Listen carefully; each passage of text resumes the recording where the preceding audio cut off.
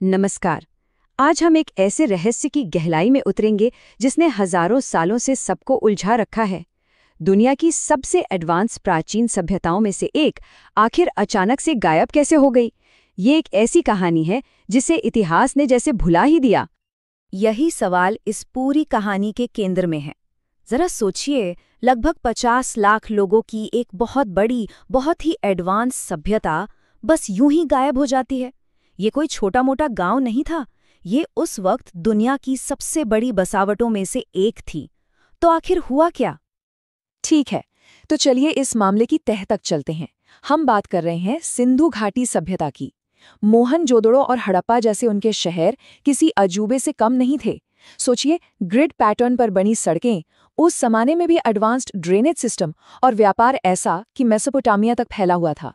मतलब वो लोग अपने समय से कहीं आगे थे। और इस बात पर फिर से ध्यान दीजिए, 50 लाख लोग, ये उस समय के मिस्र और मेसोपोटामिया की कुल आबादी से भी ज्यादा थी। इतने सारे लोगों का इस तरह से गायब हो जाना इस रहस्य को और भी ज्यादा गहरा बना देता है। तो क्राइम सीन पर हमें क्या मिलता है? 1800 ईसा पूर्व आते आते ये चहल पहल वाले शहर लगभग भुताहा हो चुके थे। उनकी अपनी एक लिखावट थी, एक लिपि जिसे आज तक कोई पढ़ नहीं पाया है, वो भी भुला दी गई। ऐसा लगता है जैसे किसी ने इतिहास की किताब से एक पूरा का पूरा चैप्टर ही फाड़कर फेंक दिया हो। तो हमारी जांच का पहला संदिग्ध है पानी। क्या इन शानदार शहरों को एक भयानक बाढ़ ने निगल लिया था? पुरातात्विक सबूत तो कुछ इसी ओर इशारा करते हैं। भारतीय पुरातत्व सर्वेक्षण यानी ASI की रिपोर्ट साफ साफ यही कहती है। खुदाई में उन्हें बार बार आने वाली विनाशकारी बाढ़ के पक्के सबूत मिले हैं। ऐसा लगता है कि ये शहर लगातार पानी से एक जंग लड़ रहे थे। और सबूत क्या हैं? सड़कों पर जमी हुई गाद की मोटी मोटी परतें, घरों की नींव को बार बार, हर बार पहले से और ऊंचा बनाया गया था। पानी से गली हुई ईंटें, ये सब चीख चीख कर एक ही कहानी बता रहे हैं कि वो लोग कुदरत के खिलाफ एक ऐसी लड़ाई लड़ रहे थे जिससे वो हार रहे थे। पर कहानी में यहाँ एक मोड़ आता है। बाढ़ तो थी, बहुत विनाशकारी थी, इसमें कोई शक नहीं। लेकिन क्या हो अगर बाढ़ खुद एक बहुत बड़ी मुसीबत का सिर्फ एक लक्षण हो? क्या पर्दे के पीछे कोई और भी बड़ी ताकत काम कर रही थी? तो अब आता है हमारा दूसरा संदेह, टेक्टोनिक हलचल, मतलब भूकंप। क्या ऐसा हो सकता है कि जिस जमीन पर यह महान सभ्यता खड़ी थी, वही जमीन उनके पैरों के नीचे से खिसक रही थी?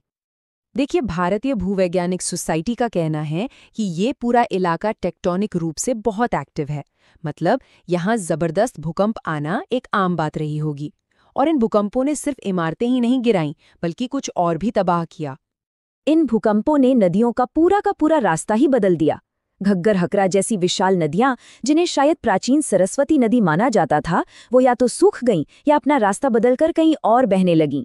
जो नदियां जिंदगी देती थीं, अब वही दुश्मन बन चुकी थीं। और ये स्लाइड उस तबाही को बिल्कुल साफ दिखाती है। जहां पहले जीवन देने वाली नदियां थीं, वहां अब या तो अचानक आने वाली बाढ़ थी या फिर भयानक सूखा। खेती बर्बाद हो गई, व्यापार के रास्ते बंद हो गए और शहर एक दूसरे से कट गए। एक तरह से सभ्यता की लाइफलाइन ही काट दी गई थी। अब हम आते हैं अपने तीसरे और आखिरी संदिग्ध पर, मौसम। एक ऐसी ग्लोबल क्लाइमेट घटना जो ठीक उसी वक्त हुई जब सिंधु सभ्यता खत्म हो रही थी। इस टाइमलाइन को देखिए, ये अपने आप में एक पूरी कहानी कहती है। 2500 ईसा पूर्व का सुनहरा दौर, जब मॉनसून अच्छा था और शहर फल फूल रहे थे। और फिर 1900 ईसा पूर्व का वो दौर जब मॉनसून ने जैसे पूरी तरह से साथ ही छोड़ दिया। ये एक सीधा कनेक्शन है। जैसे जैसे बारिश कम होती गई, सभ्यता मुरझाती चली गई। और इसे समझने की कोशिश कीजिए। 1 या 2 साल नहीं, बल्कि लगभग 200 साल लंबा सूखा। एक महासूखा जिसने जमीन को बंजर बना दिया, खेती को नामुमकिन कर दिया। किसी भी सभ्यता के लिए इतने लंबे अकाल को झेल पाना नामुमकिन था। तो हमारे पास 3 संदिग्ध हैं, बाढ़, भूकंप और सूखा। पर असली कातिल कौन था? सच तो ये है कि कोई एक नहीं था, ये तीनों का एक जानलेवा कॉम्बिनेशन था। तो आखिरी फैसला क्या है? कोई एक विलन नहीं था, ये एक परफेक्ट स्टॉर्म था। कुदरत की कई ताकतों ने एक साथ मिलकर इस महान सभ्यता पर ऐसा हमला बोला कि उससे बच निकलने का कोई रास्ता ही नहीं बचा था। ये सब एक डोमिनो इफेक्ट की तरह हुआ। सबसे पहले भूकंपों ने नदियों का रास्ता बदला, फिर कमजोर मॉनसून ने सूखे की स्थिति पैदा कर दी। इन दोनों ने मिलकर खेती को तबाह कर दिया, और जब शहरों में रहना नामुमकिन हो गया तो लोगों को वहां से जाने के लिए मजबूर होना पड़ा। लेकिन यहाँ एक बहुत जरूरी बात है। हाल की सैटेलाइट स्टडीज से पता चलता है कि ये लोगों का अंत नहीं था, ये एक युग का अंत था, उनके जीने के तरीके का अंत था।